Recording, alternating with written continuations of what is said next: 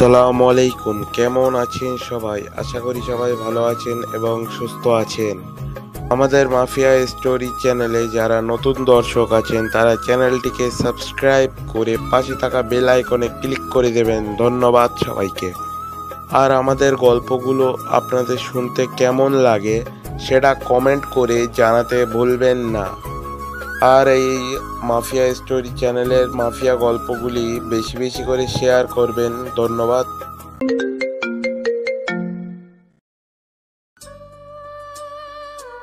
একটা দামি বাইক, গায়ে ফুল হাতার একটা সাদা শার্ট, পরনে একটা কালো রঙের প্যান্ট নিয়ে কলেজের ভিতরে একটা ছেলে প্রবেশ করলো।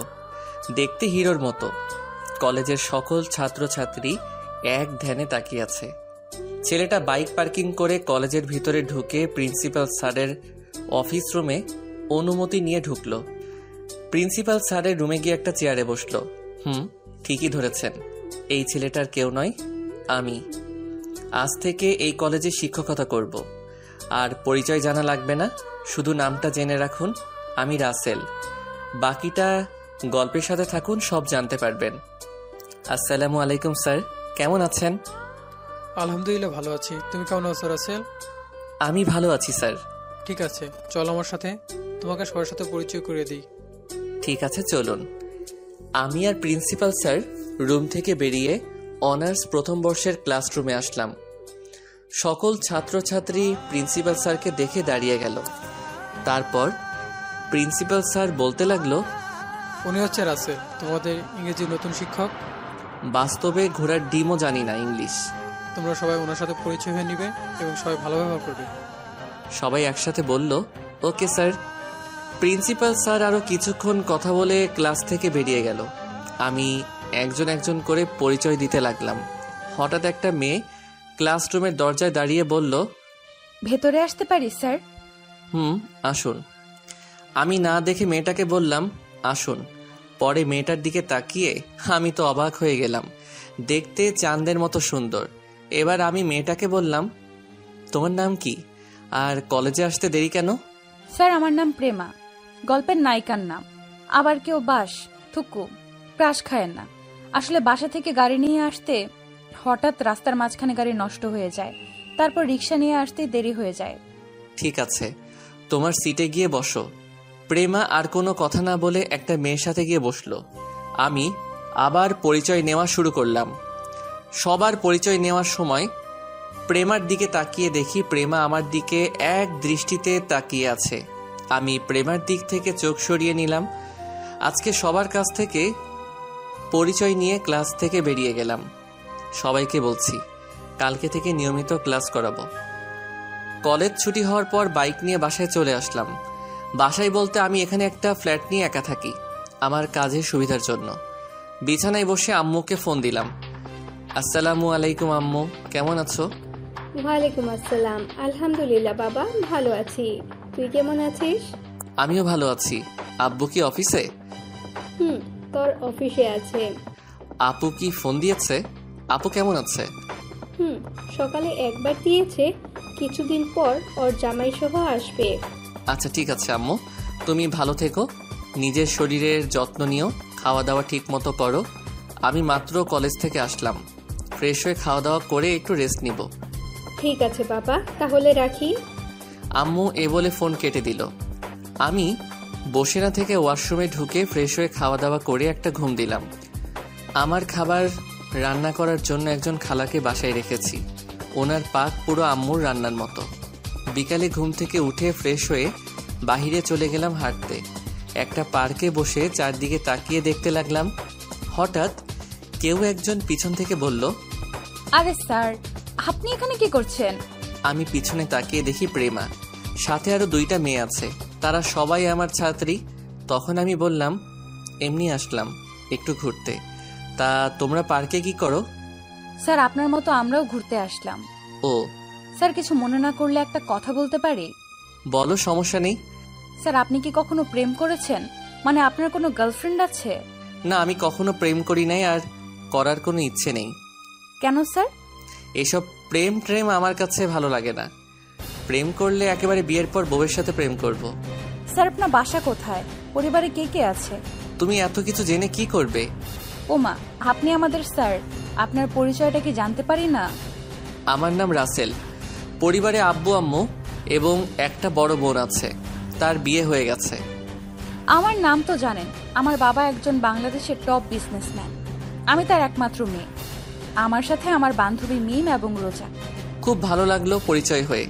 স্যার, কিছু মনে না করলে আমাদের সাথে এক কাপ কফি খাবেন? খেতে পারি, কিন্তু বিল আমি দিব। স্যার, বিল আমরা দেব।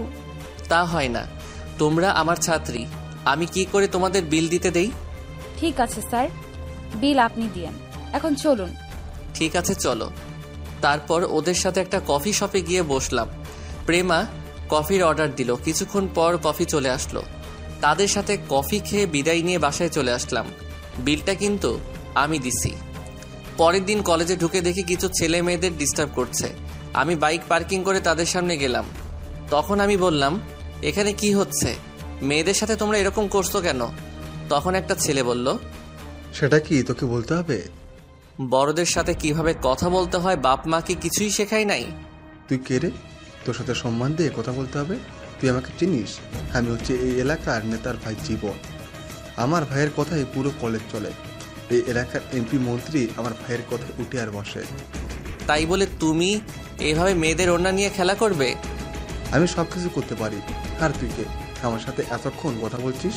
কলেজের প্রিন্সিপাল আমাদের কিছু বলতে সাহস পায় না। আমি হচ্ছি এই কলেজের নতুন শিক্ষক, গতকাল জয়েন করছি।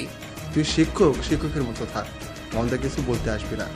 আবার যদি আসিস তাহলে তোকে মেরে এই কলেজ থেকে বের করে দিব।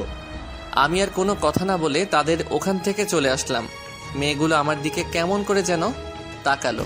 হঠাৎ প্রেমা আমার সামনে এসে বলল, স্যার, আপনি ওদের সাথে কথা বলবেন না, এরা অনেক খারাপ। কেউ ওদের কিছু বলতে গেলে হসপিটালে পাঠিয়ে দেয়। তাই বলে কেউ তাদের অন্যায়ের প্রতিবাদ করতে পারবে না? কারো কিছু করার নেই, সবাই মুখ বুজে সহ্য করে নেয়। ঠিক আছে, তুমি ক্লাসে যাও। ঠিক আছে স্যার। আমি আর কোনো কথা না বলে প্রিন্সিপাল স্যারের রুমে অনুমতি নিয়ে গেলাম। তখন আমি প্রিন্সিপাল স্যারকে বললাম, আচ্ছা স্যার, বাহিরে কিছু ছেলে দেখলাম মেয়েদের সাথে অসভ্যতামি করছে, কিন্তু কেউ তাদের কিছু বলছে না, এটার মানে কি? তুমি জীবনের কথা বলছো? এই এলাকায় সবাই তার ভাইকে ভয় পায়। অনেকগুলো খুনের আসামি তার ভাই, কিন্তু আইন কিছুই করতে পারছে না, কারণ ওর ভাই সবাইকে হাত করে রেখেছে। তাই বলে সবাই ওদের অন্যায় অত্যাচার সহ্য করবে? মানুষ কি সুন্দরভাবে জীবনযাপন করতে পারবে না? আমাদের কিছু করার নেই। রনি নেতাকে সবাই এক নম্বর চিনে। তার ভয়ে মানুষ ঘর থেকে বাইরে হয় না। প্রতিদিন 2-1টা খুন করে রাস্তা ফেলে রাখে। ঠিক আছে স্যার, আমি তাহলে ক্লাসে যাই। যাও, তবে তাদের সাথে বেশি কথা বলো না। ওরা মানুষ না, এক একটা জানোয়ার। ঠিক আছে স্যার। আমি আর কোনো কথা না বলে ক্লাসরুমে চলে আসলাম। সবাই দাঁড়িয়ে আমাকে সালাম দিল। সবার সালামের উত্তর নিয়ে সবাইকে বসতে বললাম। তারপর সবাইকে পড়াতে শুরু করলাম, কিন্তু তাদের পড়াতে পারছি না। শুধু আজকের কথাগুলো মাথায় ঘুরছে। আমাকে কিছু একটা করতে হবে, তা না হলে এদের জন্য মানুষ সুন্দরভাবে জীবনযাপন করতে পারবে না। কোনো রকম ক্লাসটা শেষ করে বেরিয়ে আসলাম। দেখতে দেখতে একটা মাস চলে গেল। তাদের অসভ্যতামি আরও বেড়ে গেছে। না অনেক ধৈর্য ধরেছি, আর না ভেবেছি এই পথটা ছেড়ে দিব, কিন্তু না, দেশে আরও কিছু ময়লা আবর্জনা ভরে গেছে।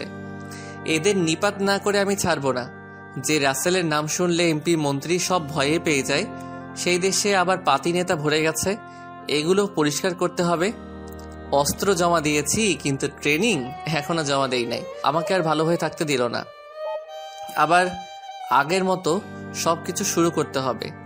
রাতে বিছানায় বসে আমার আগের সিমটা চালু করলাম। প্রথমে রাফিকে ফোন দিলাম।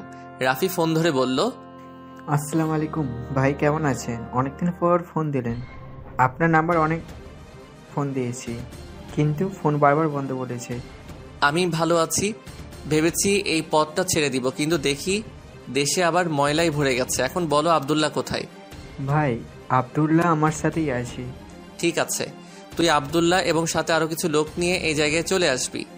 ঠিক আছে ভাই, আর এই এলাকায় তো আমাদের নাজিম থাকে, আপনি কোনো চিন্তা করবেন না, আমি সময় মতো লোক নিয়ে চলে আসবো। তুই আসলে ওর সাথে কথা বলবো। টাকা পয়সা আছে? ভাই আসলে ঠিক আছে, তোর বিকাশে টাকা চলে যাবে। তোদের যেন কেউ না দেখে সেভাবে আসবি।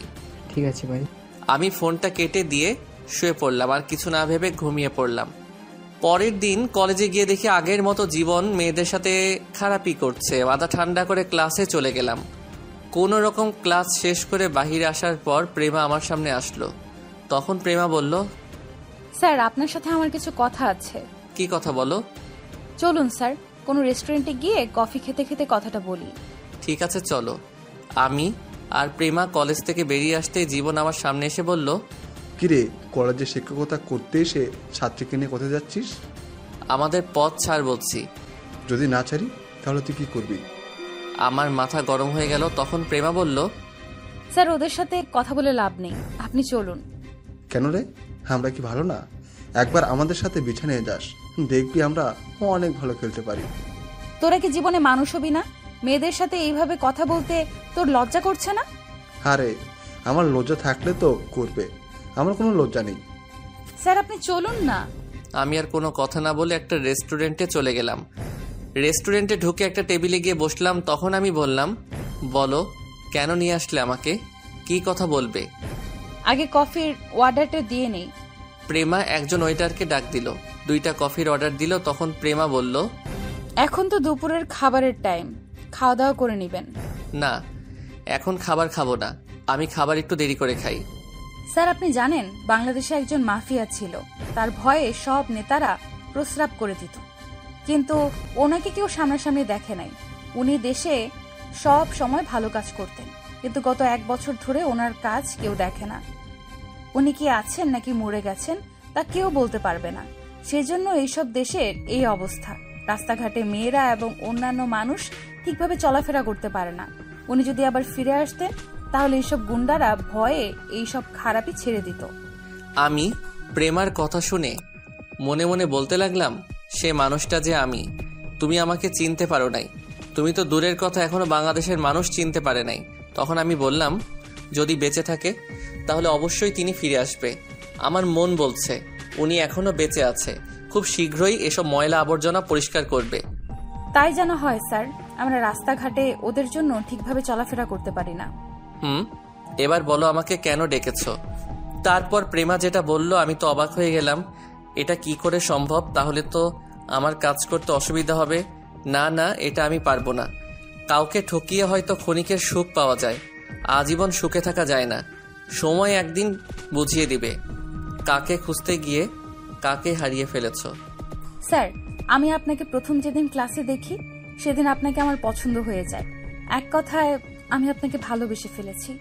প্লিজ স্যার, আপনি আমাকে ফিরিয়ে দিবেন না? আপনার পেছনে কলেজের অনেক মেয়ে ঘুরে আপনাকে ভালোবাসি কথাটা বলার জন্য। আমি আপনাকে ছাড়া থাকতে পারবো না। এই তুমি এটা কি বলছো? তুমি আমার সম্পর্কে জানো, আমি তোমার শিক্ষক।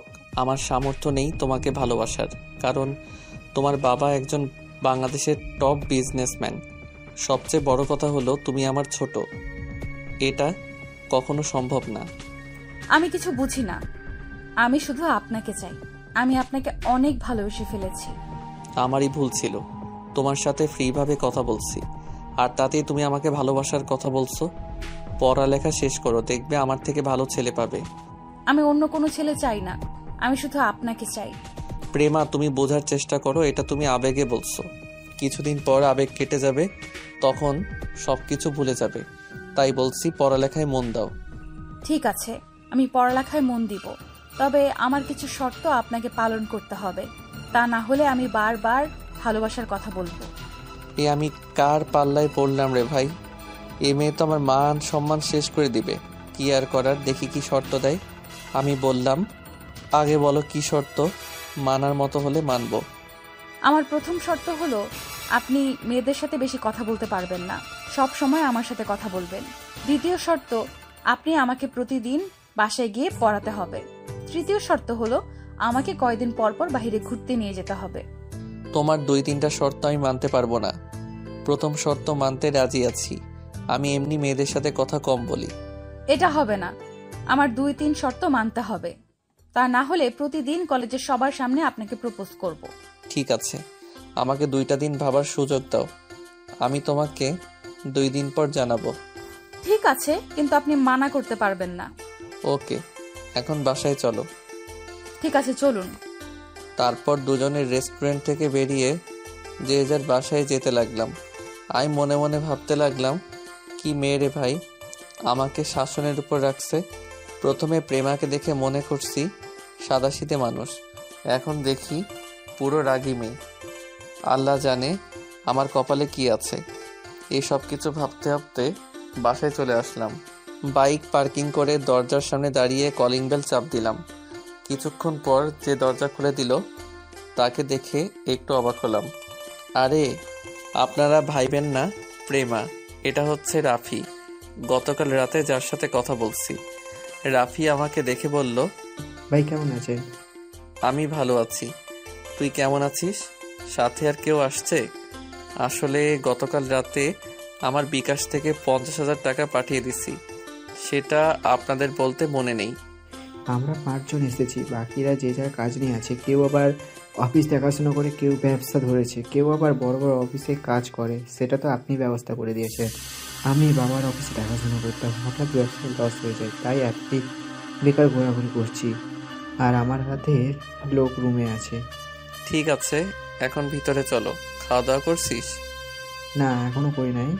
খালা বলেছে খাওয়ার জন্য, কিন্তু আপনার জন্য অপেক্ষা করছি, আমরা একসাথে খাবো বলে। তুই তো জানিস আমি দুপুরের খাবার ঠিক টাইমে খাই না।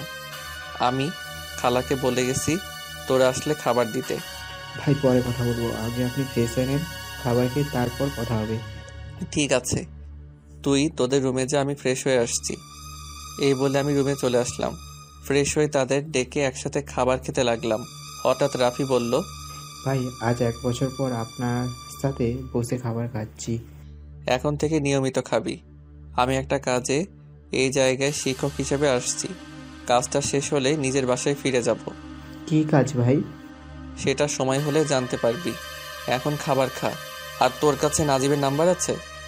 আছে ভাই। ওকে ফোন করে বলবি আমার সাথে দেখা করতে, তাকেও লাগবে আমার কাজে। ঠিক আছে ভাই, আমি ওকে ফোন করে দেখা করতে বলবো। তারপর খাবার খেয়ে নিজের রুমে চলে আসলাম। পরের দিন সকালে কলেজে ঢুকে দেখি আজকে জীবনকে দেখা যাচ্ছে না। আমি একটা মুচকি হাসি দিয়ে কলেজের ভিতরে যেতে লাগলাম। হঠাৎ কোথায় থেকে প্রেমা আমার সামনে এসে বলল, স্যার, একটা কথা শুনছেন? কি কথা? গতকাল কারা যেন জীবনকে মেরেছে, এখনো হসপিটালে আছে। মনে হয় না 2-3 মাসের মধ্যে সুস্থ হবে। এই কথা শুনে কলেজের সব ছাত্রছাত্রী অনেক খুশি হয়েছে। তবে আরেকটা খুশির খবর আছে। আবার কি খুশির সংবাদ? যারা জীবনকে মেরেছে তারা শুনছি মাফিয়ার লোক। জীবনের গায়ের উপর একটা কাগজে লিখে দিছে, মাফিয়া ইজ ব্যাক। আপনি ঠিকই বলছেন, মাফিয়া যদি বেঁচে থাকলে অবশ্যই ফিরে আসবে। আপনার কথাই সত্যি হয়েছে। তাহলে তো ভালোই। এখন জীবনের ভাই রনি কি করছে? আমি শুনেছি রনি নাকি মাফিয়ার কথা শুনে ভয়ে রুম থেকে বেরিয়ে আসছে না। তাহলে ওই মাফিয়াকে সবাই ভয় পায়? স্যার, আমার অনেক ইচ্ছে ওই মাফিয়াকে একটাবার দেখব, কিন্তু কি করে দেখব? এখনো কেউ ওনাকে দেখতে পায়নি। হয়তো নিজের কোনো সমস্যার কারণে সামনে আসে না। আচ্ছা, এইসব কথা বাদ দেন। আমার কথা এখন কি ভাবছেন? মাত্র তো আজকে একদিন, এখনো কালকের দিন সময় আছে, তারপরে না জানাবো। ঠিক আছে, আপনি এখন ক্লাসে যান, আমি বান্ধবীদের সাথে আসছি। ঠিক আছে। এই বলে আমি প্রিন্সিপাল স্যারের কেবিনে অনুমতি নিয়ে ঢুকলাম। তখন প্রিন্সিপাল স্যার বলল, রাসেল তুমি এসেছো? আজকে আমি অনেক খুশি। ওই জীবন জানোয়ারকে কে যেন কারা গতকাল ডান্স পার্টি থেকে তুলে নিয়ে এসে মেরে রনির বাসার সামনে ফেলে গেছে। আমি সব শুনেছি স্যার। আমার ছাত্রী প্রেমা আমাকে কলেজে আসার পর বলছে, আর শুনেছি মাফিয়া নাকি ওকে মেরেছে। তুমি ঠিকই শুনেছো। ওই মাফিয়াকে যদি একবার দেখতে পেতাম তাহলে ওনার পা ধরে সালাম করতাম। আমার অনেক শখ স্যার ওই মাফিয়াকে একটাবার দেখার। তুমি কেন? এই বাংলাদেশের সবারই ইচ্ছে ওই মাফিয়াকে একবার দেখবে। সে মাফিয়া সবসময় মানুষের বিপদে পাশে দাঁড়ায়। আজ 1 বছর পর আবার দেশে ফিরেছে। ঠিকই বলছেন স্যার। সবাই ওই মাফিয়ার জন্য দোয়া করবেন, যেন সফলভাবে সব কাজ করতে পারে। তার পরিবারের জন্য দোয়া করবেন। কালকে তো শুক্রবার, আমি কালকেই মাফিয়ার জন্য মসজিদে মিলাদ পড়াবো। আল্লাহ যেন ওর মতো ছেলে সবার ঘরে ঘরে দেয়। ঠিক আছে স্যার, আমি এখন ক্লাসে যাই। ঠিক আছে, যাও। আমি প্রিন্সিপাল স্যারকে সালাম দিয়ে কেবিন থেকে বেরিয়ে ক্লাসের ভিতরে চলে গেলাম।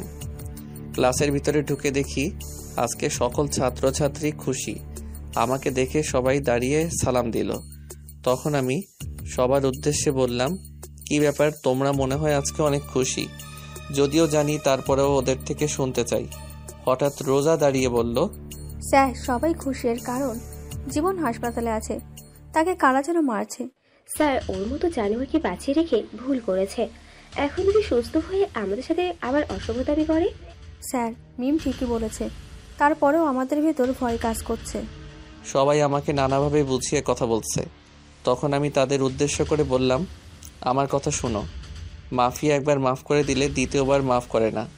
আমি মানুষের কাছ থেকে শুনেছি সেই মাফিয়া ঠান্ডা মাথায় কাজ করে। তোমরা কোনো চিন্তা করো না, মাফিয়া যখন ফিরে এসেছে তাহলে কেউ তোমাদের কিছু করতে পারবে না। আপনার কথা যেন ঠিক হয়।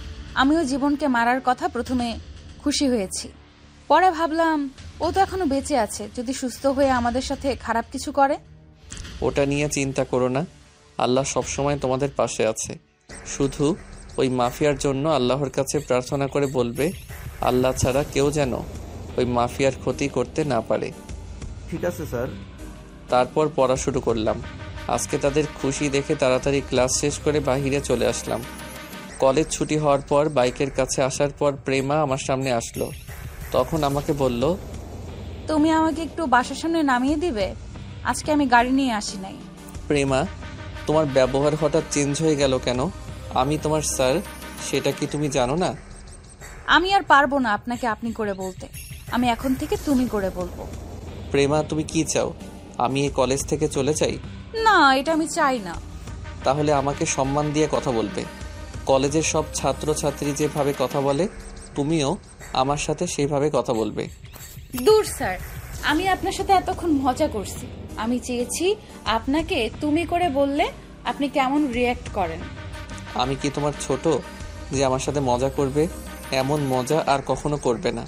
সরি স্যার, আমার ভুল হয়ে গেছে। It's okay.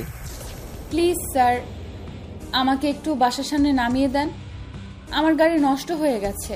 ঠিক আছে চলো, কিন্তু কোনো দুষ্টুমি করতে পারবে না। ঠিক আছে, করব না। আমি বাইকে ওঠার পর প্রেমা উঠলো। তখন আমাকে বলল, স্যার আমি তো কখনো বাইকে উঠি নাই, এখন তো আপনাকে ধরতে হবে। ঠিক আছে, তুমি আমার ঘাড়ে হাত দাও। আমার কথা মতো প্রেমা আমার ঘাড়ে হাত রাখলো। প্রেমার হাত ঘাড়ে দেওয়ার পর শরীর দিয়ে হঠাৎ বিদ্যুৎ বয়ে গেছে। এই প্রথম কোনো মেয়েকে বাইকে করে নিয়ে যাচ্ছি। আমি বাইক চালাতে লাগলাম। তখন প্রেমা বলল, স্যার আপনার আব্বু কি করে? সেটা জেনে তুমি কি করবে? এমনি জিজ্ঞেস করলাম আর কি, বলুন না স্যার। আমার আব্বু কিছুই করে না, বড় বোন তার জামাইয়ের সাথে থাকে। আমার টাকা দিয়ে আব্বু আম্মু চলে। আমি মনে মনে বললাম, আমার বাবার যা কিছু আছে তার 10 ভাগের 1 ভাগ তোমার বাবার নেই। ও, আপনার অনেক কষ্ট হয় না স্যার? আমার কোনো কষ্ট হয় না, আল্লাহ দিলে মা বাবাকে নিয়ে আমি অনেক সুখে আছি।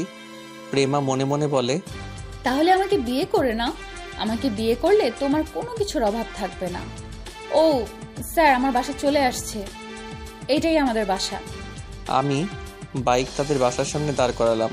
প্রেমা বাইক থেকে নেমে বলল, স্যার আমাদের বাসায় আসুন। আজকে যাব না, অন্য একদিন যাব। এটা কেমন করে হয়? বাসার সামনে থেকে চলে যাবেন? রাগ করো না, আরেকদিন ঢুকবো বাসার ভিতরে। আমার বাসায় একটু কাজ আছে। কাজ থাকলে তো আর জোর করা যাবে না, তবে আমার একটা রিকোয়েস্ট রাখবেন। কি রিকোয়েস্ট বলো? আপনি একটু চোখটা বন্ধ করুন। ঠিক আছে, করলাম। আমি চোখ বন্ধ করার পর প্রেমা এমন কিছু করবে সেটা আমি কখনো দেখিনি। গরুতে করে হাল চাষ, ছাগলে করে নষ্ট, অসৎ করে খারাপ কাজ, সতে পায় কষ্ট। ছাগলের মুখ মানে না বাধা, মানে না কোনো নিষেধ, সে করবে পরের ক্ষতি, এটাই তার বিবেক। সকালবেলার সোনালি আলো, এক মনটা অনেক ভালো। কিচিরমিচির ডাকছে পাখি, খুলে দেখো তোমার আঁখি। শুভ হোক আজকের দিন। আমি চোখ বন্ধ করার সাথে সাথে প্রেমা আমার গালে একটা চুমু দিয়ে দৌড় দিয়ে ভিতরে চলে গেল। প্রেমা এটা কি করলো আমি তো কিছুই বুঝতে পারলাম না। আমি আর কোনো কিছু চিন্তা না করে বাসায় যেতে লাগলাম। এবার আপনাদের আসল ঘটনা খুলে বলি। গতকাল রাতে নাজিম আমার সাথে দেখা করে। জীবনের কথা ওকে জিজ্ঞেস করলে সে আমাকে অনেক কিছু খুলে বলে। তারপর আমি নাজিম আর রাফিকে বলছি জীবনকে রাতে একটু আদর করে আসতে। এমন আদর করতে বলছি যেন 2-3 মাস আগে সুস্থ না হয়। আর একটা কাগজে লিখে দিতে বলছি, মাফিয়া ইজ ব্যাক। এটা যেন রনি দেখতে পায়, আর এই এলাকার সবাই যেন বুঝতে পারে মাফিয়া তাদের এলাকায় আছে। তাই ওরা চিন্তামুক্ত থাকতে পারবে। এই ছিল গতকাল রাতের কাহিনী। আপনাদের সাথে কথা বলতে বলতে বাসায় চলে আসলাম। কলিং বেল চাপ দেওয়ার পর খালা এসে দরজা খুলে দিল। রাফি এবং আরগুলোকে একটা জায়গায় পাঠিয়েছি, তাই ওরা বাসায় নেই। নিজের রুমে এসে ফ্রেশ হয়ে দুপুরের খাবার খেয়ে রুমে চলে আসলাম। হঠাৎ দেখি মোবাইল ফোন বাজতে আছে। হাতে নিয়ে দেখি আম্মু ফোন দিছে। আসসালামু আলাইকুম আম্মু, কেমন আছো? আলহামদুলিল্লাহ বাবা, ভালো আছি। তুই কেমন আছিস? আমিও ভালো আছি। তোকে যেটা বলার জন্য ফোন দিয়েছি, রায়শা ওর জামাই সহ আজকে বাসায় এসেছে। তুই কি কিছু দিনের জন্য ছুটি নিয়ে আসতে পারবি? আপু বাসায় আসছে, আমাকে তো একটু বললো না। আমাকেও বলে আসেনি, হঠাৎ করে চলে এসেছে। ও, আমি কালকে 2 দিনের ছুটি নিয়ে আসবো। ঠিক আছে, আমি এখন ফোন রাখি, সকালে সাবধানে চলে আসিস। ঠিক আছে বলে ফোন কেটে দিলাম। তারপর একজনের কাছে ফোন দিয়ে কিছু কথা বলে ফোন কেটে একটা ঘুম দিলাম। রাতে খাবার খেয়ে রুমে এসে প্রিন্সিপাল স্যারকে ফোন দিলাম। কিছুক্ষণ পর ধরল। আসসালামু আলাইকুম স্যার, কেমন আছেন? আলহামদুলিল্লাহ ভালো আছি রাসেল, তুমি কেমন আছো? আর হঠাৎ ফোন দিলে যে? আমি ভালো আছি স্যার।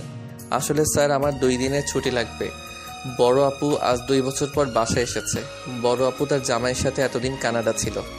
ঠিক আছে, 2 দিনের বেশি যেন না হয়, সামনে কিন্তু পরীক্ষা আছে।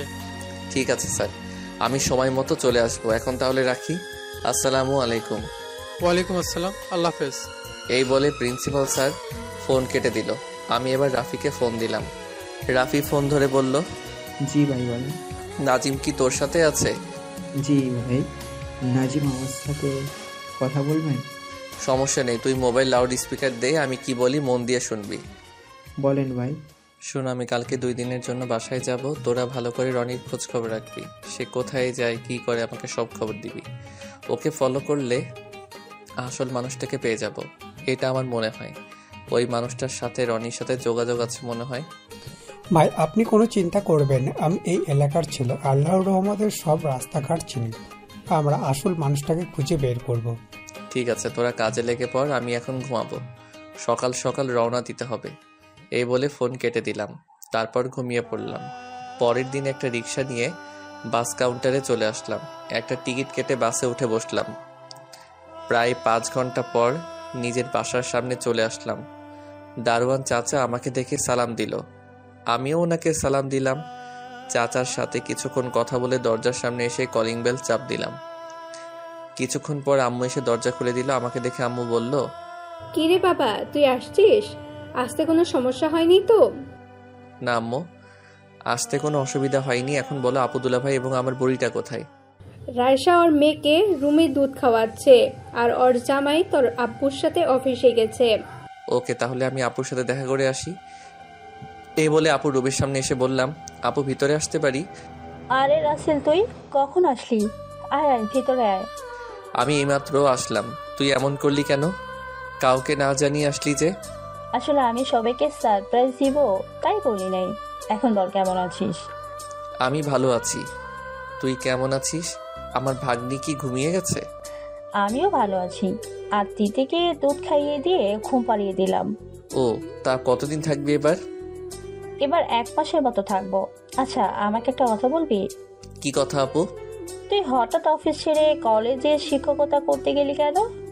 আমার অফিস দেখাশোনা করতে ভালো লাগে না, তাই শিক্ষাগতর চাকরি নিয়েছি। কলেজে ছাত্রছাত্রী পড়াতে অনেক ভালো লাগে। তুই জানিস না আব্বু একা অফিস চালাতে কষ্ট হয়? আরে আব্বুর কোথায় কষ্ট হচ্ছে, সাথে তো সিফাত আর নয়ন আছে। তারা দুজনে তো সবকিছু দেখে রাখে। ও, তোকে দেখে মনে হচ্ছে তুই এখনো ফ্রেশ হস নাই। তুই রুমে গিয়ে ফ্রেশ হয়ে নিচে আয়, আমি নিচে আছি। আচ্ছা ঠিক আছে। এই কথা বলে আপু নিচে চলে গেল। আমি আমার রুমে এসে দেখি রুমটা আগের মতোই আছে। ওয়াশরুমে ঢুকে ফ্রেশ হয়ে নিচে চলে আসলাম। নিচে এসে দেখি আব্বু আর দুলাভাই তারা অফিস থেকে চলে এসেছে। দুলাভাই আমাকে দেখে বলল, কেমন আছো সালাবাবু? আমি অনেক ভালো আছি। তুমি কেমন আছো দুলাভাই? আমি ভালো আছি। তা বয়স তো আর কম হলো না, এবার কি বিয়ে শাদী করবে না?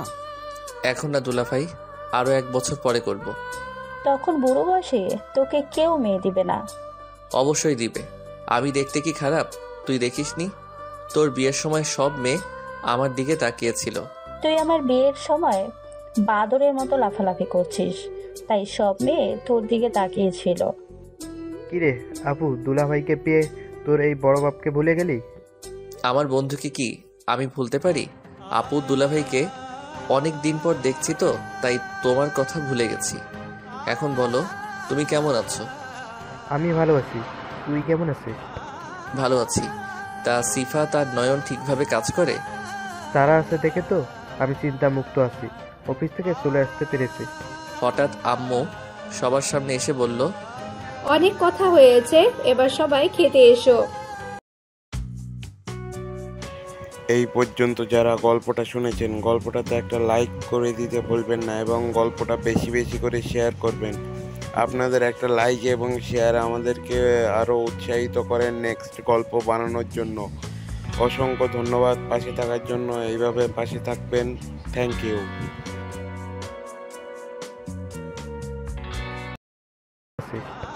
ভালো আছি।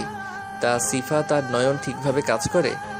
তারা আছে দেখে তো আমি চিন্তা মুক্ত আছি, অফিস থেকে চলে আসতে পেরেছি। হঠাৎ আম্মু সবার সামনে এসে বলল, অনেক কথা হয়েছে, এবার সবাই খেতে এসো। তারপর সবাই একসাথে খাবার খেতে চলে আসলাম। আমি খাবার খেয়ে নিজের রুমে চলে আসলাম। দেখতে দেখতে 2 দিন পার হয়ে গেল। পরিবারের সবার কাছ থেকে বিদায় নিয়ে চলে আসলাম। পরের দিন কলেজের গেট দিয়ে ঢুকে ভিতরে গিয়ে দেখি কলেজের মাঠে সকল ছাত্রছাত্রী ভিড় করে আছে। আমি একটু ভিড় ঠেলে ভিতরে ঢুকে দেখি প্রেমা একটা মেয়েকে মারতে আছে, কিন্তু কেউ কিছু বলছে না। আমি প্রেমার সামনে গেলাম। প্রেমা আমাকে দেখে ওই মেয়েকে মারা বন্ধ করে দিল। তখন আমি জিজ্ঞেস করলাম, কি হয়েছে প্রেমা, তুমি ওকে এভাবে মারছিলে কেন? কি করেছে ও? আর তোমরা সবাই দাঁড়িয়ে দাঁড়িয়ে কি দেখছো? সবাই ক্লাসে যাও। আমার কথা শুনে সকল ছাত্রছাত্রী ক্লাসে চলে গেল। তখন প্রেমা বলল, ও আমাকে বলে আপনাকে নাকি ভালোবাসে, তাই ওকে উচিত শিক্ষা দিছি। আমাকে ভালোবাসলে তোমার সমস্যা কি? আমার অনেক সমস্যা। ও আপনাকে ভালোবাসতে পারবে না, আপনি শুধু আমার। কেউ আপনাকে ভালোবাসি কথাটা বললে তার চোখ দুটো তুলে নিব। তাই বলে তুমি ওকে এভাবে মারবে? মেরেছি, বেশ করেছি। আমার ভালোবাসার দিকে চোখ তুলে তাকালো কেন? আমি কি বলছি তোমাকে আমি ভালোবাসি, তাহলে তুমি এমন করলে কেন? আপনি আমাকে বলেন নাই, কিন্তু আমি ছাড়া আপনাকে কারো হতে দিব না আমি। তুমি আসলে একটা পাগল, তোমাকে ডাক্তার দেখাতে হবে। আমাকে ডাক্তার দেখালে কিচ্ছু হবে না। তো তোমার সাথে কথা বলে সময় নষ্ট করে লাভ নেই। আচ্ছা, আমি ওর হয়ে তোমার কাছে ক্ষমা চাচ্ছি, তুমি প্লিজ কিছু মনে করো না। মেয়েটা ঠিক আছে বলে ক্লাসে চলে গেল। তখন প্রেমা আমাকে বলল, আপনি ওর কাছে ক্ষমা চাইলেন কেন? আর আপনি এই 2 দিন কলেজে আসলেন না কেন? কোথায় গেছেন আপনি? আমি বাড়িতে গেছি, তাই কলেজে আসি নাই। আচ্ছা, তুমি ওদিন এমনটা করলে কেন? আপনি কিসের কথা বলছেন স্যার? আমাকে ওদিন চোখ বন্ধ করতে বলে তুমি আমাকে চুমু দিয়ে দৌড় দিয়ে ভিতরে গেলে কেন? আমার ইচ্ছে হয়েছে, তাই আপনাকে চুমু দিছি। প্লিজ প্রেমা, তুমি এমন পাগলামি করো না। লেখাপড়ায় মন দাও। তোমার আব্বু জানতে পারলে আমাকে কলেজ থেকে বের করে দিবে। আর সেটা কি তুমি চাও? সেটা আমি কখনো চাই না। এখন কোনো কথা না বলে আমার শর্তের উত্তর দাও। ঠিক আছে, আমি রাজি। তবে তোমাকে আমি প্রতি শুক্রবার ঘুরতে নিয়ে যাব আর বিকালে তোমাকে পড়াবো। ঠিক আছে, সমস্যা নেই। এখন ক্লাসে আসুন। এই বলে প্রেমা চলে গেল। আমি আর কোনো কথা না বলে কলেজের ভিতরে ঢুকে অফিস রুমে চলে গেলাম। এবার আপনাদের একটা কথা বলি। আসলে প্রেমাকে প্রথম দেখায় আমিও ভালোবেসে ফেলেছি, কিন্তু তাকে এখন বলছি না, কারণ আমি যে কাজে কলেজে শিক্ষকতা করতে আসছি সেটা শেষ না করা পর্যন্ত ওকে মনের কথা বলবো না। এই কারণে প্রেমাকে বেশি কিছু বলি না। কিন্তু প্রেমার পাগলামি দিন দিন বেড়ে যাচ্ছে, না জানি ওকে পড়াতে গেলে আমার সাথে কি করে। আর কিছু না ভেবে ক্লাসে চলে গেলাম। সবাই দাঁড়িয়ে সালাম দিল। সালামের উত্তর নিয়ে সবাইকে বসতে বললাম। তারপর পড়া শুরু করলাম। প্রেমা আমার দিকে তাকিয়ে আছে। ওর আমার দিকে তাকালে কেমন যেন ওর মায়ায় পড়ে যায়। তো যাই হোক, ক্লাস শেষ করে অফিস রুমে চলে আসলাম। কলেজ ছুটি হওয়ার পর বাহিরে এসে বাইক নিয়ে আসতে আবার প্রেমা আমার সামনে আসলো। তখন আমি বললাম, কি ব্যাপার প্রেমা, তুমি আমার সামনে কেন আসলে? আপনি আমাকে বাসায় নামিয়ে দিয়ে আসেন। প্রেমা, এটা কিন্তু শর্তের মধ্যে ছিল না। আমি কিছু জানি না, আপনি আমাকে বাসায় দিয়ে আসেন। তোমার পাগলামি দিন দিন বাড়ছে। তোমাকে প্রথম দেখে তো এমন মনে হয় নাই। আপনি জানেন না, আমার অনেক রাগ। আজ পর্যন্ত কোনো ছেলেকে ভালোবাসি নাই, কিন্তু আপনাকে দেখার পর অনেক ভালো লেগেছে, তাই তো আপনার সাথে পাগলামি করি। তোমার সাথে কথাই পারবো না, এখন নামো। তোমার বাসা চলে এসেছে। দূর! এত তাড়াতাড়ি বাসায় চলে এসছে? বিকেলে ঠিক টাইমে বাসায় চলে আসবেন। ঠিক আছে, কিন্তু তোমার আব্বুর কাছে কি বলছো আমার কথা? কি? আমি যে আপনাকে ভালোবাসি সে কথা নাকি? ধুর, আমি বলছি, আমি যে তোমাকে পড়াবো এটা কি তোমার আব্বুকে বলছো? এটা আমি 2 দিন আগেই বলে রাখছি আব্বুকে। আব্বু রাজি হয়েছে। আমি বলছি আপনি 2 দিন পর পড়াতে আসবেন। ঠিক আছে, আমি এখন বাসায় যাচ্ছি। সাবধানে যাবেন। আমি আর কোনো কথা না বলে বাসায় চলে আসলাম।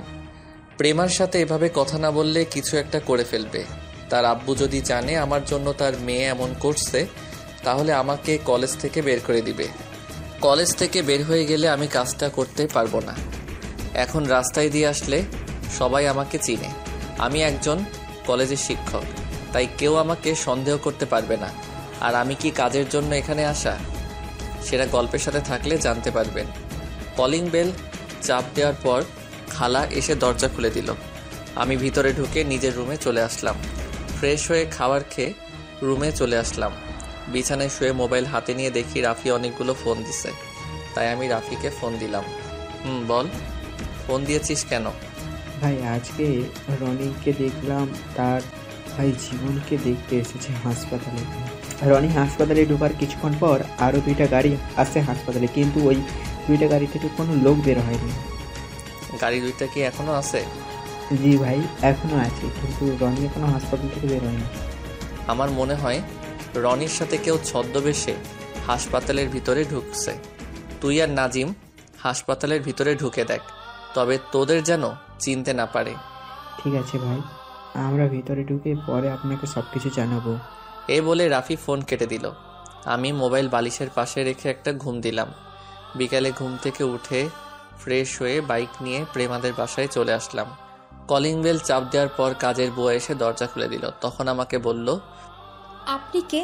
কাকে চাই? জি, আমি এই বাড়ির মালিকের মেয়েকে পড়াতে আসছি। ঠিক আছে, ভিতরে আসুন। আমি ভিতরে ঢুকে দেখি একজন বাবার বয়সী লোক সোফায় বসে কফি খাচ্ছে আর পেপার পড়ছে। দেখে মনে হচ্ছে প্রেমার আব্বু। তখন আমি ওনাকে সালাম দিলাম। আসসালামু আলাইকুম। ওয়ালাইকুম সালাম। তুমি কে? তোমাকে তো চিনতে পারলাম না। আসলে আঙ্কেল, প্রেমা আমাকে আসতে বলল। আমি হচ্ছি ওর কলেজের শিক্ষক। ও, তার মানে তুমি রাসেল। প্রেমা আমাকে তোমার কথা বলছে। তা তুমি কেমন আছো? বাসার সবাই কেমন আছে? জি আলহামদুলিল্লাহ, আমি ভালো আছি। বাড়ির সবাই ভালো আছে। তো আপনি কেমন আছেন আঙ্কেল? আমি ভালো আছি। যাও, প্রেমা তার রুমে আছে। আঙ্কেল, ওর রুম কোনটা? আমি তো চিনি না। ওপরে গিয়ে হাতের ডান দিকে পাশের রুমটা প্রেমার। Okay uncle. এই বলে আমি উপরে চলে আসলাম। আঙ্কেলের কথা মতো রুমের সামনে গিয়ে দরজা টোকা দিলাম, কিন্তু প্রেমার কোনো কথা বলছে না। তাই আর কিছু না ভেবে রুমের ভিতরে ঢুকে গেলাম। রুমে ঢুকে চারপাশে তাকিয়ে আমি তো পুরো অবাক হয়ে গেলাম। দেখি আমার ছবি প্রেমার রুমের চারপাশে সাজিয়ে রেখেছে। কিন্তু প্রেমা এই ছবিগুলো কোথায় থেকে তুললো? আমার মাথায় তো কিছুই আসছে না। হঠাৎ ওয়াশরুম থেকে প্রেমা বেরিয়ে আসলো। তাকে দেখে আমি সাথে সাথে চোখ বন্ধ করে ফেললাম। প্রেমা আমাকে দেখে বলল, আরে স্যার, আপনি চোখ বন্ধ করলেন কেন? তুমি বোঝো না আমি চোখ কেন বন্ধ করছি? বুঝলে আর কি, আপনাকে বলতাম স্যার।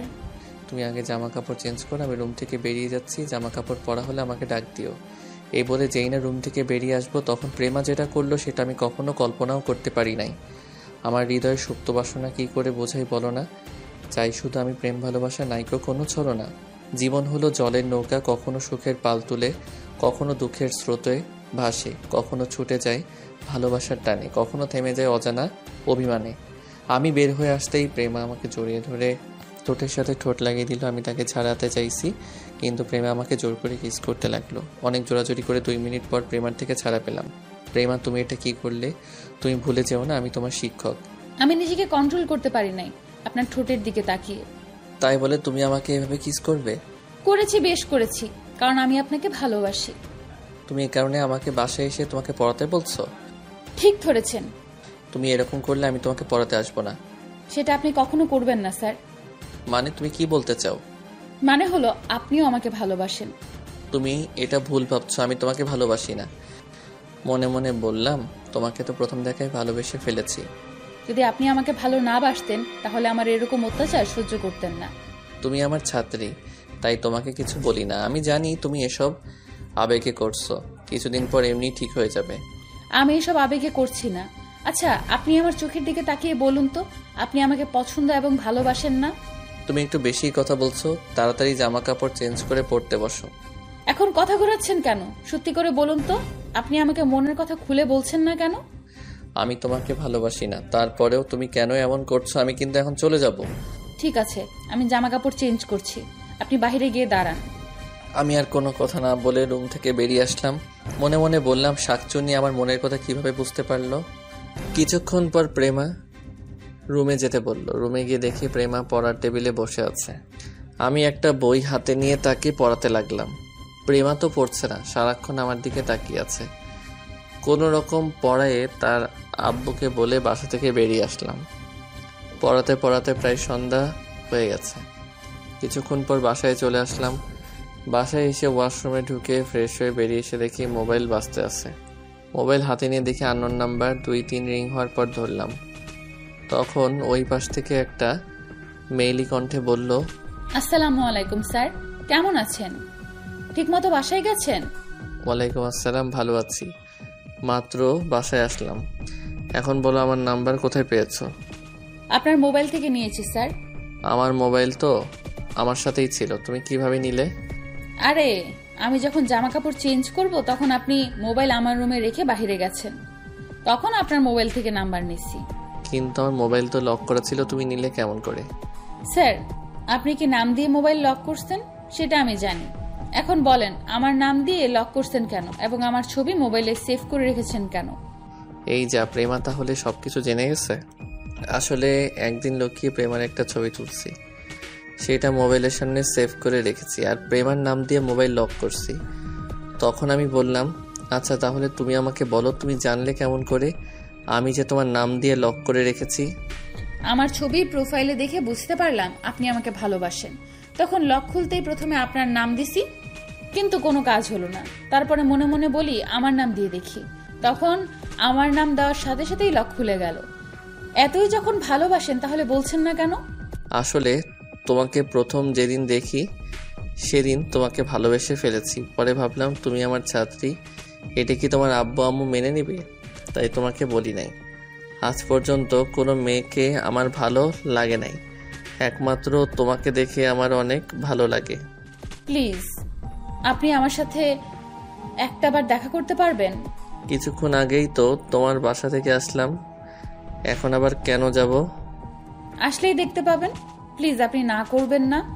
যদি তোমার আব্বু আম্মু কিছু বলে তখন কি বলবো? সেটা নিয়ে আপনাকে ভাবতে হবে না, আমি দরজার সামনে আপনার জন্য অপেক্ষা করব, আর আমি আব্বু আম্মুকে অন্য কিছু বলে মানিয়ে নিব। ঠিক আছে, আমি আসছি, এই বলে ফোন কেটে দিলাম। তারপর একটা জামা গায়ে দিয়ে খালার কাছে বলে বাসা থেকে বেরিয়ে আসতেই মোবাইলটা বেজে উঠলো। মোবাইলের দিকে তাকিয়ে দেখি রাফি ফোন করছে। তখন আমি কল রিসিভ করে বললাম, বলো রাফি। ভাই, আপনি একটু আমাদের সাথে দেখা করতে পারবেন? অনেক জরুরি কথা আছে। কি কথা বলো? ভাই, কথাগুলো সামনাসামনি বললে ভালো হবে। ঠিক আছে, তুমি লোকেশন ট্যাগ করো, আমি আসছি। ঠিক আছে ভাই। আমি ফোনটা কেটে দিয়ে প্রেমাকে ফোন দিলাম। প্রেমা কল রিসিভ করার পর আমি বললাম, প্লিজ তুমি রাগ করো না, আমার হঠাৎ একটা কাজে এক জায়গায় যেতে হবে, তোমার সাথে কালকে বিকালে পড়ার সময় দেখা হবে। আচ্ছা ঠিক আছে, এই বলে প্রেমা কল কেটে দিল। আমি জানি প্রেমার মনটা খারাপ হয়ে গেছে। কি করব আমি যে কাজে আসছি সেটা শেষ তো করতে হবে। আমি মোবাইলের লোকেশন দেখে রাফির জায়গায় মতো চলে আসলাম। আমি গিয়ে দেখি রাফি আর নাজিম এবং তাদের সাথে কিছু লোক দাঁড়িয়ে আছে। আমি তাদের সামনে যাওয়ার পর আমাকে সালাম দিল। তখন রাফি বলল, ভাই, আপনি যাকে খুঁজতেছেন তাকে আমরা পেয়ে গেছি। আপনার কথা মতো আমরা হাসপাতালের ভিতরে ছদ্মবেশে ঢুকেছি। জীবনের কেবিনের সামনে গিয়ে দরজা হালকা সরিয়ে ওই লোকটাকে দেখলাম জীবনের সাথে কথা বলছে। ওই লোক লরির সাথে হাসপাতালে ঢুকেছে। পরে যে 2টা গাড়ি এসছে, ওই 2টা খালি গাড়ি ছিল এবং ওই লোকটা ছিল এখানে। আপনাদের ওই লোকটার নাম বলছি না, কারণ তাকে সামনাসামনি ধরার পর নাম বলবো, তাই কথায় কথায় ওই লোকটা বললাম। তো যাই হোক, গল্পে আসি। এখন ওরা কোথায়? ভাই আমরা ওই লোকটাকে দেখার পর হাসপাতাল থেকে বাইরে চলে আসি। তারপর বের হওয়ার জন্য অপেক্ষা করতে লাগলাম। কিছুক্ষণ পর রনি সহ ওই লোকটা বেরিয়ে আসলো। আমরা ওদের পিছনে। হঠাৎ তারা এই জায়গায় আসার পর হেলিকপ্টার করে কোথায় যেন চলে যায়। সাথে কি রনি গেছে? না ভাই, রনি ওর লোক নিয়ে বাসায় ফিরে গেছে। আচ্ছা ঠিক আছে, তোমরা একটু সেফে থাকো, যা করার আমি করতেছি। আমি বাসায় যাচ্ছি, কোনো খবর পেলে আমাকে জানাবে। ভাই তাদের থেকে বিদায় নিয়ে বাসায় চলে আসলাম। রাতের খাবার খেয়ে বিছানায় শুয়ে একজনের সাথে কিছু কথা বলে প্রেমাকে ফোন দিলাম, কিন্তু প্রেমার মোবাইল বন্ধ বলছে। মনে হয় আমার উপরে রাগ করে মোবাইল বন্ধ করে রেখেছে। দেখতে দেখতে 15 দিন চলে গেল। প্রেমা এখন আমার সাথে কথা বলে না, আমাকে এড়িয়ে চলে, কিন্তু কোনো মেয়ের সাথে কথা বললে চোখ মুখ লাল করে ফেলে। আমি জানি প্রেমা আমার উপর অভিমান করে আছে, আর আমিও বেশি জোর করছি না, কারণ সামনে তাদের পরীক্ষা চলে এসেছে। প্রেমা এখন পড়ালেখায় মন দিছে। পরীক্ষা শেষ হোক, তারপর ওকে সব কিছু খুলে বলবো। হঠাৎ মোবাইল ফোনটা বেজে উঠল। আমি মোবাইলটা রিসিভ করার পর ওই পাশ থেকে বলল, রাসেল, ওই শালাকে খুঁজে পেয়েছি, এখন কি তাকে ধরবো? না, রনি আর ওকে একসাথে ধরবো। এখন কিছু করা যাবে না, আগে পরীক্ষা শেষ হোক, তারপর অ্যাকশনে যাব। ঠিক আছে, তুই যেটা বলবি সেটা হবে। এখন কি করিস? খাওয়া দাওয়া করে রুমে এসে বিছানায় শুয়ে মোবাইল টিপতে আসি। ঠিক আছে, তুই ভালো থাকিস, পরে কথা হবে। ওকে, তুইও ভালো থাকিস, আল্লাহ হাফেজ। এই বলে ফোন কেটে দিয়ে ঘুমিয়ে পড়লাম। পরের দিন কলেজ গেট দিয়ে ঢুকে ভিতরে গিয়ে দেখি প্রেমা একটা ছেলের সাথে দাঁড়িয়ে হেসে হেসে কথা বলছে। এটা দেখে বুকের বাম পাশে কামড় দিয়ে উঠল। প্রেমা আমাকে দেখে ওই ছেলের হাত ধরে কথা বলছে। আমি ওদের থেকে চোখ সরিয়ে অফিস রুমে চলে গেলাম। প্রিন্সিপাল স্যারের সাথে কিছুক্ষণ কথা বলে ক্লাসে চলে আসলাম। ক্লাসে ঢুকে দেখি প্রেমা আর ওই ছেলে একসাথে বসে হেসে হেসে কথা বলছে। আমি ক্লাসে ঢোকার পর ওই ছেলেটা তার সিটে গিয়ে বসলো। আমি কোনো কথা না বলে পড়াতে শুরু করলাম। ও, আপনাদের তো একটা কথা বলতেই ভুলে গেছি। প্রেমাকে পরের দিন পড়াতে যাওয়ার পর প্রেমা আমাকে আসতে মানা করে দিছে, আর আমার জন্য ভালো হয়েছে। তাকে পড়াতে গেলে আমি কাজের কথা ভুলে যাই। আমি এর ফাঁকে প্রায় কাজটা এগিয়ে ফেলেছি, শুধু এখন সময়ের অপেক্ষা। পড়ার ফাঁকে ফাঁকে প্রেমার দিকে তাকিয়ে দেখি, কিন্তু প্রেমা আমার দিকে তাকাচ্ছে না। তার মানে কি প্রেমা আমাকে এখন আর ভালোবাসে না? আমাকে কলেজ ছুটি হওয়ার পর প্রেমার সাথে কথা বলতে হবে। কোনো রকম ক্লাস শেষ করে বেরিয়ে আসলাম। তারপর আরও অন্য ক্লাসগুলো শেষ করলাম। কলেজ ছুটি হওয়ার পর বাহিরে আসার পর দেখি প্রেমা আর ওই ছেলেটা বেরিয়ে আসতে আছে। তখন আমি তাদের সামনে গিয়ে বললাম, প্রেমা, তোমার সাথে আমার কিছু কথা আছে। স্যার, আমি কি থাকবো নাকি চলে যাব? তুমি চলে যাও। ঠিক আছে প্রেমা, তুমি থাকো, আমি বাসায় গেলাম। না ফারহান, দুজনে একসাথে যাব। সরি, আপনি কি কথা বলবেন বলুন? আমি তোমার সাথে একা কথা বলতে চাই। স্যার, আমার হাতে সময় নেই, আমার বাসায় যেতে হবে, আপনি তাড়াতাড়ি বলুন। ঠিক আছে, যেহেতু তোমার তাড়া আছে তাহলে আর বলবো না, তুমি যেতে পারো। প্রেমা আর কোনো কথা না বলে ফারহানের সাথে কলেজ থেকে বেরিয়ে গাড়ি নিয়ে বাসায় চলে গেল। প্রেমার কথাগুলো শুনে অনেক কষ্ট পেলাম। আমি আর দাঁড়িয়ে না থেকে বাসায় চলে আসলাম। কোনো রকম আজকের দিনটা শেষ করলাম। পরের দিন কলেজ গেট দিয়ে ঢুকে সামনে যেটা দেখলাম সেটার জন্য আমি একদম প্রস্তুত ছিলাম না। তোমার চিঠি পড়তো যদি আমার বাবার হাতে, ঘরের বাইরে আমাকে আর দিত না কো যেতে। এবার তুমি রাগ করো না কো ভঙ্গি, আজই তোমায় নিয়ে যাব দেখতে অমর সঙ্গী। তোমায় আমি ভালোবাসি বলতে পাই লাজ, মনে বহু সাহস ভরে চিঠি দিলাম আজ। আরে আপনারা খারাপ কিছু ভাববেন না। আমি দেখি ফারহান একটা গোলাপ ফুল নিয়ে প্রেমার সামনে হাঁটু গেড়ে বসে প্রপোজ করতে আসে। আমি দূরে দাঁড়িয়ে প্রেমার রিয়াকশন দেখি প্রেমা কি করে। আমি মনে করছি প্রেমা ফুল নিবে না, কিন্তু আমার ধারণা ভুল ছিল। প্রেমা ফারহানের কাছ থেকে ফুলগুলো নিল। তারপর প্রেমা যেটা করলো সেটা দেখে আমি পুরো অবাক হয়ে গেলাম। প্রেমা গোলাপ ফুল হাতে নিয়ে একটা চুমু খেলো, তারপর ফারহানের হাত ক্লাসের ভিতরে চলে গেল। তার মানে প্রেমা এখন আমাকে ভালোবাসে না। আমি মনে করছি প্রেমা আমার উপর অভিমান করে আমাকে কষ্ট দেওয়ার জন্য এমন করছে, কিন্তু না, প্রেমা এখন আমাকে আর ভালোবাসে না। ঠিক আছে, প্রেমা যখন আমার সাথে সুখী না, তাহলে তাকে আর জোর করব না। আমার কাজটা শেষ হলে এই এলাকা থেকে চলে যাব। আমি আর দাঁড়িয়ে না থেকে অফিস রুমে চলে গেলাম। কিছুক্ষণ পর ক্লাসে চলে আসলাম। মনটা অনেক খারাপ হয়ে গেল। আমাকে দেখে সবাই দাঁড়িয়ে সালাম দিল। তারপর সবাইকে পরীক্ষার জন্য কিছু নোট দিলাম এবং সবাইকে বুঝিয়ে দিলাম। পরীক্ষারও 2 দিন পরে। প্রেমা আমার দিকে একটাবারও তাকালো না। কোনো রকম ক্লাসটা শেষ করে অফিস রুমে চলে আসলাম। দেখতে দেখতে পরীক্ষার আজকে শেষ দিন। প্রেমা আমার সাথে আর কথা বলে নাই। সব সময় ওই ফারহানের সাথে কথা বলতো। সবার পরীক্ষা শেষ হওয়ার পর বাহিরে এসে দেখি 4-5টা গাড়ি কলেজের ভিতরে ঢুকলো। তারা আর কেউ নয়, রনি মাস্তান এবং ফাহাদ মাস্তান। এবার আপনাদের বলি, আমি যার খোঁজে এখানে এসেছি সে হচ্ছে ফাহাদ মাস্তান। ওকে মারার জন্য এই এলাকায় আসা। কি করেছে ফাহাদ মাস্তান তা কিছুক্ষণ পরে জানতে পারবেন। আমি রনি এবং ফাহাদের সাথে আরো 2টা ছেলেকে দেখে একটা মুচকি হাসি দিলাম। তারা আর কেউ নয়, রাফি এবং নাজিম। রনি আর ফাহাদকে দেখে কলেজের সকল ছাত্রছাত্রী এক জায়গায় দাঁড়িয়ে দেখতে লাগলো। সবার ভিতরে ভয় ঢুকে গেছে। আমি তাদের সামনে যাওয়ার পর রনি বলল, তুই কি মনে করেছিস আমি তোকে ধরতে পারবো না? শুনেছি তুই নাকি আমার চাচাতো ভাই ফারাদকে মারতে এসেছিস। তখন ফাহাদ মাস্তান বলল, তুই আমাকে মারতে আসলি কেন? আমি তোর কি ক্ষতি করেছি? আজ থেকে 6 মাস আগে তুই একটা পরিবারকে সবার সামনে গুলি করে মারছিস, সেটা কি তোর মনে আছে? মনে আছে। ওই রফিকের কাছে চাঁদা চাইতে গেলে আমার গালে থাপ্পড় মারে, তাই ওকে এবং ওর পরিবারকে রাস্তার মাঝখানে গুলি করে হত্যা করি। তোকে আইন কিছু করে নাই? এই ফাহাদের নাম শুনলে এমপি মন্ত্রী ভয়ে কাঁপে, আর তুই বলছিস আইন কিছু করে নাই? ও তাই নাকি? কিন্তু আজকে তোকে আমার হাত থেকে কে বাঁচাবে? তুই জানিস রফিককে? উনি হচ্ছে আমার বাবার বন্ধু। সবার সাথে অনেক দুষ্টুমি করত। আমি ওনার সাথে বন্ধুর মতো চলাফেরা করছি। আর তুই টাকার জন্য ওনার পরিবার সহ মেরে ফেললি। যখন শুনেছি প্রশাসন তোকে কিছু করে নাই, তখন আমি এই কলেজে ছদ্মবেশে ঢুকি একমাত্র তোকে মারার জন্য। তুই এখনো আমার আসল পরিচয় জানিস না, আমি কে। ও তাই নাকি? তাহলে বল তুই কে? সেটা কিছুক্ষণ পর জানতে পারবি। আগে তোদের একটু ক্যালমা দেখাই। রাফি এবং নাজিম, তোরা এদিকে আয়। আমার কথা শুনে রাফি এবং নাজিম আমার পাশে এসে দাঁড়ালো। রনি আর ফাহাদ শুধু চেয়ে আছে। তখন আমি আবার তাদের বললাম, তোরা জানিস ওরা কারা? ওরা হচ্ছে আমার লোক। আমি ওদের বলেছি তোদের সাথে অভিনয় করে ঢুকতে এবং তোদের সব খবর আমাকে দেওয়ার জন্য। কি ওরা তোর লোক? তার মানে এতদিন আমাদের অবৈধ ব্যবসা সব তুই ধ্বংস করেছিস। আজকে তোদের কেউ বাঁচতে পারবে না আমাদের হাত থেকে।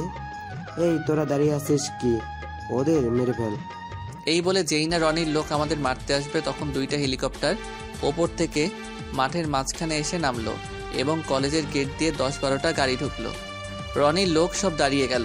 হেলিকপ্টার থেকে 2টা ছেলে বেরিয়ে আসলো। তারা আর কেউ নয়, সিফাত আর নয়ন। এরা হচ্ছে আমার বন্ধু এবং আমার ডান হাত বাম হাত। সিফাত আর নয়ন আমাকে একটা কোট পরিয়ে দিল, যে কোটে আমার লড়াই করার সব জিনিস আছে। তখন আমি ওদের বললাম, আমাকে দেখে চিনতে পারিস নাই তাই না? আমি হচ্ছি সেই মাফিয়া যে ছদ্মবেশে দেশের জন্য কাজ করে গেছি, যার নাম শুনলে এমপি মন্ত্রী ভয়ে প্রস্রাব করে দেয়। তার মানে তুই সেই মাফিয়া যাকে বাংলাদেশের সব মাস্তান ভয় পায়? ঠিকই ধরেছিস, আমি সেই মাফিয়া। তোদের মতো মাস্তানকে আমি মেরে মেরে রাস্তায় ফেলে রাখতাম। আমি মনে করেছি বাংলাদেশে এখন আর কোনো গুন্ডা মাস্তান নেই, তাই বাবার অফিসে 1 বছর ধরে কাজ করতে লাগলাম। হঠাৎ আঙ্কেলের হত্যার কথা শুনে আবার আগের জগতে ফিরে আসলাম। রনি আর ফাহাদ দৌড়ে এসে আমার পা জড়িয়ে ধরে বলতে লাগলো। প্রথমে ফাহাদ বলল, ভাই আমার ভুল হয়ে গেছে, আমাকে আপনি ক্ষমা করে দিন। আমি আর এমন কাজ কখনো করব না, আমি এখন ভালো হয়ে যাব। এবার রনি বলল, ভাই আমি আপনাকে চিনতে পারি নাই, আমাকেও আপনি ক্ষমা করে দেন। আমরা সবাই এখন থেকে ভালো কাজ করব, কখনো খারাপ কাজ করব না। তোদের মতো মাস্তানকে আমি রাসেল কখনো ক্ষমা করব না। তোরা আমার নাম শোনার পরেও অন্যায়, অত্যাচার, নির্যাতন, খুন খারাপি করছিস।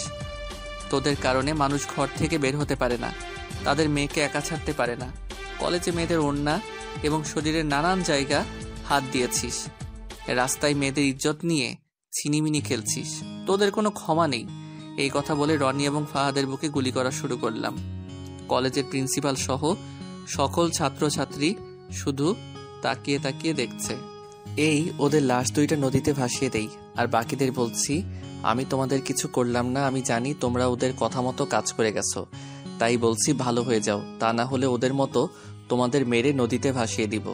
রনি আর ফাহাদের লোক আমার পা ধরে ক্ষমা চেয়ে বলল তারা এসব কাজ আর কখনো করবে না। তারপর ওরা কলেজ থেকে বেরিয়ে গেল। এতক্ষণ প্রিন্সিপাল স্যার আমার কাহিনী দাঁড়িয়ে দাঁড়িয়ে দেখছে। আমি প্রিন্সিপাল স্যারের সামনে যাওয়ার পর স্যার আমার পা ধরতে আসলে আমি বলি, স্যার এটা আপনি কি করছেন? রাসেল, তোমাকে একদিন আমি কি বলেছি মনে আছে? বলেছিলাম না যেদিন মাফিয়াকে সামনাসামনি দেখবো সেদিন তার পা ধরে সালাম করব। স্যার আপনি আমার গুরুজন, আপনাদের কাছে শিক্ষা পেয়ে আজ এত দূরে আসতে পারলাম। আমি এই কাজটা অনার্স প্রথম বর্ষ থেকে শুরু করি। এটা আমরা কয়েকটা বন্ধু মিলে ভিতরে ভিতরে শুরু করি। তোমার এই মাফিয়া হওয়ার পিছনে কারণটা যদি একটু বলতে। ঠিক আছে স্যার, তাহলে সবাই শুনুন। আমার বেস্ট ফ্রেন্ড সিফাত আর নয়ন, আমরা তিনজনে একটা প্ল্যান করি। দেশে গুন্ডা মাস্তান ভরে গেছে, তাদের উচিত শিক্ষা দিতে হবে। তাই আমরা তিনজনে আরও কিছু ছেলে মিলে রাতের আধারে এসব গুন্ডা মাস্তানকে মেরে ফেলি। এভাবে আস্তে আস্তে আমাদের অনেক ছেলে হয়ে যায়। সবগুলো বিশ্বাসী ছেলে ছিল। তারপর আমাদের গ্রুপের একটা নাম দেওয়া হয় মাফিয়া কিং, আর সবার বস আমাকে বানানো হয়, কারণ তাদের সবার থেকে মেধা শক্তি ছিল অনেক ভালো। আমরা এসব কাজ করতে পুরো বাংলাদেশে আমার নাম ছড়িয়ে পড়ে। পুরো বাংলাদেশের 64টি জেলায় আমার লোক আছে। এসব কাজ করতে করতে যখন দেখলাম বাংলাদেশ থেকে সব সন্ত্রাসী মাস্তান ধ্বংস করে ফেলছি, তখন বাবার সাথে অফিসের কাজে লেগে পড়ি। এত বছর কাজ করার পরেও আমাদের কেউ ধরতে পারে নাই, কিন্তু আমরা সবাই দিন হলে সবার সামনে দিয়ে চলাচল করতাম। আপনি জানেন বাংলাদেশের 1 নাম্বার বিজনেসম্যানকে? তিনি হচ্ছেন রহমান শিকদার, আর আমি হচ্ছি তার একমাত্র ছেলে রাসেল শিকদার। কয়েক মাস আগে আঙ্কেলের হত্যার কথা শুনে আপনার কলেজে শিক্ষক হিসেবে জয়েন করি। শিক্ষকতা হিসেবে ঢোকার কারণ তাহলে কেউ আমাকে ধরতে পারবে না। আজকে সবার সামনে আসার কারণ হচ্ছে বাংলাদেশের সব মানুষ আমাকে একটাবার দেখার জন্য সবাই যেন আমাকে চিনতে পারে। এতক্ষণে সব সাংবাদিক, পুলিশ, র্যাব, বিজিবি, সেনাবাহিনী সবাই চলে এসেছে। আর সবচেয়ে বড় কথা হলো মন্ত্রী এবং এমপি কলেজে চলে এসেছে আমাকে একটাবার দেখার জন্য। মন্ত্রী আমার সামনে এসে বলল, তোমাকে একটাবার দেখার অনেক ইচ্ছা ছিল, আল্লাহ আজকে তোমাকে দেখার সুযোগ করে দিছে। তোমার মতো ছেলে বাংলাদেশের সবার ঘরে যদি একজন করে থাকে, তাহলে কোনো সন্ত্রাসী গুন্ডা মাস্তান কিছুই করতে পারবে না। হঠাৎ একটা সাংবাদিক বলে উঠল, স্যার দেশের হয়ে এমন কাজ কেন করছেন? আমার বুঝ হওয়ার পর থেকে দেখে আসছি বাংলাদেশে কিছু সন্ত্রাসী গুন্ডা মাস্তান দেশটাকে ধ্বংসের দিকে নিয়ে যাচ্ছে। রাস্তাঘাটে মেয়েরা চলতে পারে না। বড় বড় ব্যবসায়ীদের কাছে চাঁদা চাইলে তারা না দিতে পারলে ওদের লাশ পরের দিন রাস্তায় পড়ে থাকে। কিছু কিছু চেয়ারম্যান মেম্বার আছে গরিবদের হক ঠিকভাবে বুঝিয়ে দেয় না, গরিবদের রক্ত চুষে খায়, মেয়েদের তুলে নিয়ে তাদের ভোগ করে, মেরে ফেলে রাস্তায় ফেলে রেখে যায়। তাই ছোট থেকে একটা প্রতিজ্ঞা করছি, বড় হলে এদের আমি ধ্বংস করব। তারপর আস্তে আস্তে বড় হওয়ার পর শুরু করে দেই। তখন মন্ত্রী বলল, তুমি কোনো চিন্তা করবে না, তোমার সাথে সরকার আছে, বাংলাদেশের 16 কোটি মানুষ তোমার সাথে আছে, আমরা সবাই তোমার সাথে আছি। তুমি তোমার কাজ চালিয়ে যাও। তোমার কোনো কিছু দরকার হলে সরকারের কাছে বলবে, সরকার তোমার হেল্প করবে। ধন্যবাদ স্যার। আমি শুধু সরকারের কাছে একটা জিনিস চাইব, সেটা আমার জন্য না, দেশের গরিব দুঃখী মানুষের জন্য।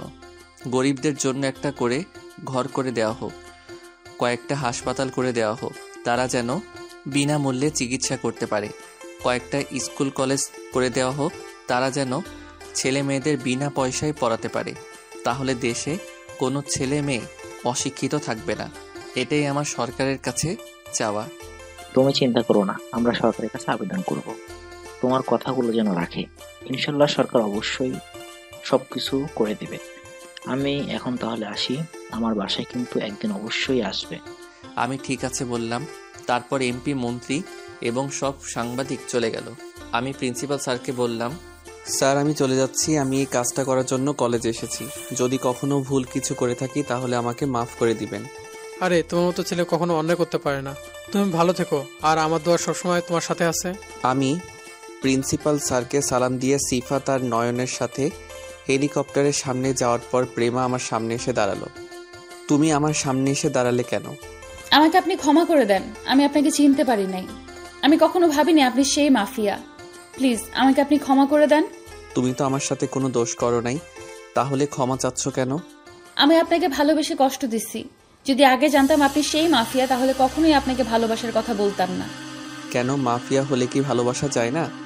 যায়, কিন্তু আপনাকে তো আমি কষ্ট দিছি। আপনি যখন মেয়েদের সাথে আমার সামনে কথা বলেন তখন আমার অনেক খারাপ লাগে। আপনি অনেক দিন এমন করছেন। তখন ফারহান আর আমি আপনার সামনে অভিনয় করি আপনাকে কষ্ট দেওয়ার জন্য। তাহলে তুমি আমার সাথে কথা বলো না কেন? তোমার সাথে কথা বলতে গেলে আমাকে এড়িয়ে চললে কেন? ওই দিন আপনি আমার বাসায় আসবেন বলে আসলেন না দেখে আপনার সাথে কথা বলি নাই, কিন্তু আপনি তো আমার সাথে একটা বারও জোর করলেন না। আমি চাইছি আপনি আমার সাথে জোর করে কথা বলেন, কিন্তু আপনি বললেন না। আমি তোমার সাথে যদি জোর করে কথা বলতে যাই তাহলে ছাত্রছাত্রী কি ভাববে আমাকে? যে যা ভাবার ভাবুক, আপনি করলেন না কেন? আমি মনে করছি তুমি আমার উপর অভিমান করে এমন করছো, তাই পরীক্ষার পর তোমার সাথে কথা বলবো। কিন্তু পরীক্ষার কিছুদিন আগে থেকে তুমি ফারহানের সাথে হেসে হেসে কথা বলো, তার হাত ধরে চলাফেরা করো। আমার সামনে ফারহান তোমাকে প্রপোজ করে, তুমি ওর হাত থেকে ফুল নিয়ে ফুলে একটা চুমু দাও, তারপর ওর হাত ধরে ক্লাসে চলে যাও। তাই আমি মনে করছি তুমি এখন আর আমাকে ভালোবাসো না। সেটা তো আপনাকে কষ্ট দেওয়ার জন্য করেছি। আমি আর ফারহান জাস্ট ফ্রেন্ড, আমাদের মধ্যে অন্য কিছুই নেই। আর ফারহানের গার্লফ্রেন্ড আছে, আমি ওকে বলছি আমার সাথে অভিনয় করতে। ও তাহলে এই ব্যাপার। তুমি জানো আমি তোমার এসব দেখে অনেক কষ্ট পেয়েছি। পরে চিন্তা করলাম আমার দ্বারা এসব প্রেম ভালোবাসা হবে না। জীবনের প্রথম কাউকে ভালোবাসলাম, প্রথম প্রেমে ব্যর্থ।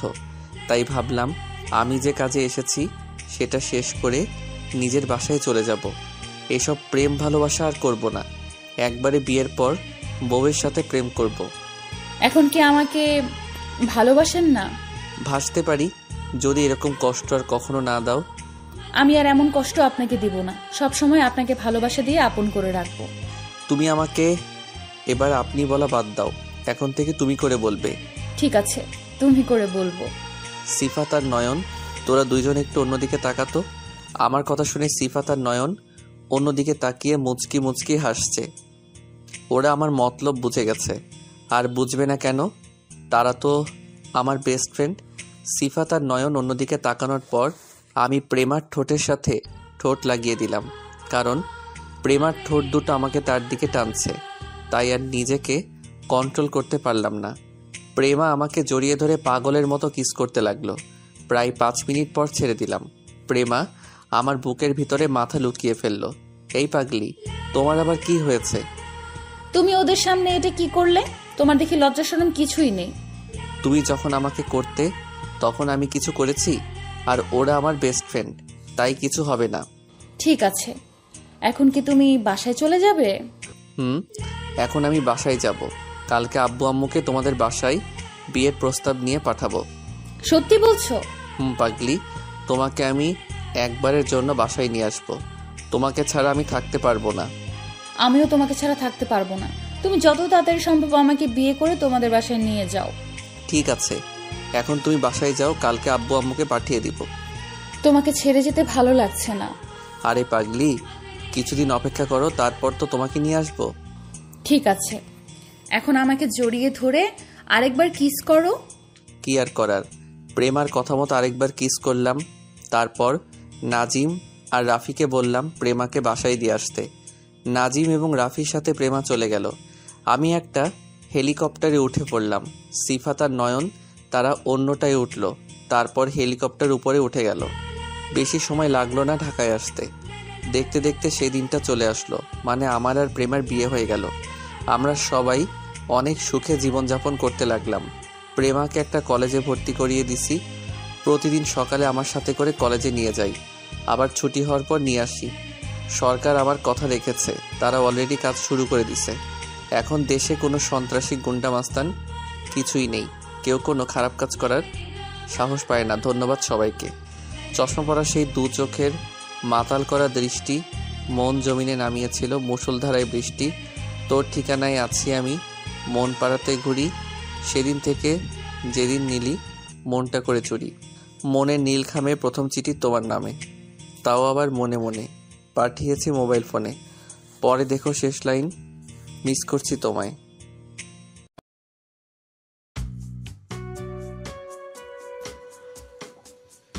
অসংখ্য ধন্যবাদ সবাইকে গল্পটা শেষ পর্যন্ত দেখার জন্য। এই পর্যন্ত গল্পটা শুনতে আপনাদের কেমন লেগেছে সেটা কমেন্ট করে জানাতে ভুলবেন না। আর এমন বিভিন্ন ধরনের রোমান্টিক মাফিয়া গল্প পেতে এখনই সাবস্ক্রাইব করুন মাফিয়া স্টোরি চ্যানেল। ধন্যবাদ সবাইকে, শুভরাত্রি, আল্লাহ হাফেজ, ভালো থাকবেন, সুস্থ থাকবেন।